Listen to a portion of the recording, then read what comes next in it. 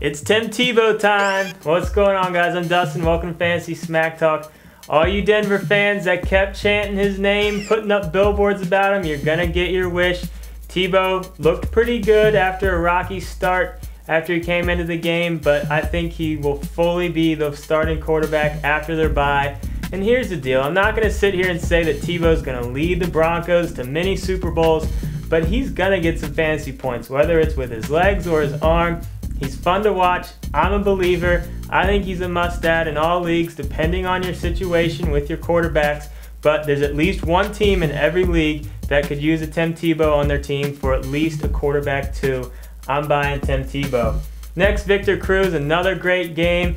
I was a Manningham believer coming into the year, but Cruz is going to keep, inching in on Manningham's looks. He looked great. Still only owned about 60% of leagues. Cruz needs to be universally owned at this point. This youngster's got a lot of talent. I'm sure you all saw that amazing catch he had. Very exciting young player. Next, Jackie Battle, probably going to be the most added running back this week. The Kansas City situation is just a mess. They've still got McCluster, still got Thomas Jones, but Battle had by far the most touches Sunday, and he's a great pickup at this point. The Chiefs have been doing a little bit better on offense, and Battle, you got to pick him up just in case. If he continues to play well, had over 100 yards on Sunday. Nice game for him. Next, Ryan Terrain. I could not believe he was still only owning 50% of leagues. Here's the deal. I know he was on a bye week. I know he has injury issues. I know Shanahan refuses to say who the starting running back is for next week. But if he runs like he did week 4, there is no question. Terrain looked amazing. You got to pick him up just in case he does stay healthy and just in case he does run like he did week 4. It's a gamble it's well worth the gamble. Stick him on your bench, see what happens. He needs to be owned in way more than half the leagues. That's ridiculous. Pick up Terrain if he's available in your league. Just stash him and see what happens. All right, let's talk about some guys to add in deeper leagues. First one, Darius Hayward-Bay. Only on about 10% of leagues right now. Former first-round pick for the Raiders. Just hasn't really ever got it going, but it looks like the Raiders might finally have a true #1 receiver out there. He's been getting a lot of targets, 2 straight good games for him. I think Hayward-Bay's worth a shot in a lot of deeper leagues and even some shallow leagues if you really need help with a receiver. I like Hayward-Bay. Another receiver, Steve Breston. We've talked about him a few times this year.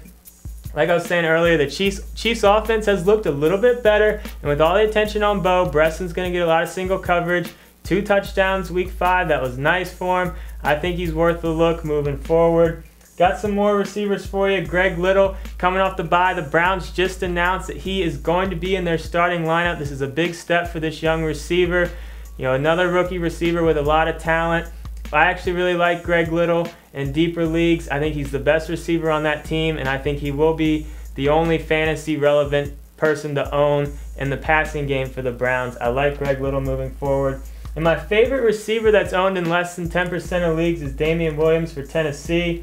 He's got a lot of talent, and he's taking advantage of this situation right now with Kenny Britt being hurt. I don't necessarily believe in Nate Washington as far as taking over all the stats that Kenny Britt would have gotten. I think Williams is going to continue to grow and be a nice pickup in deeper leagues. I think he's got a lot of talent.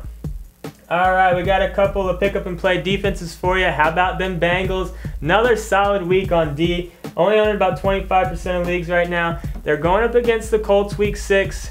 Painter has looked better. The Colts are actually putting some points up on the board, but I think the Bengals will be able to give them a really hard time and force some turnovers. And my other pick up and play D is the Redskins, also only on about 25% of leagues. They got the Eagles week 6, which is a little scary on paper, but Vic has just been turning the ball over left and right, and the Redskins D so far this year is a top 10 fantasy defense. So I think they will be able to force some turnovers against Michael Vick. A few more people to talk about. Next, I got a tight end for you, Joel Dreesen. With Houston, I wasn't really a believer that Jacoby Jones was going to, really flourish with Andre Johnson being out. And it looks like Dreesen might be a decent temporary solution if you need help at tight end, if you got bye week problems. He might be worth a look. And one guy to keep an eye on, Devin Aromashodu. I'm a big fan of his. I liked him coming into last year as a sleeper. Obviously, that didn't work out. But out there in Minnesota, they got Percy Harvin, but they don't really have a lot else as far as the receivers go.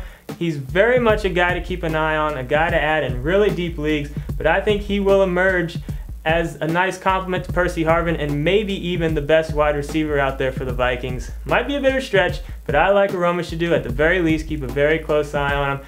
Like I always say, this is only a portion of the list, so get onto the site if you want to see all the other guys we talk about. If you got any questions about your team, start 'em, sit 'em stuff, post them in the forums, and Brent and I will answer a few of them on our show later this week. Have fun getting those waiver wire pickups, and enjoy Monday Night Football.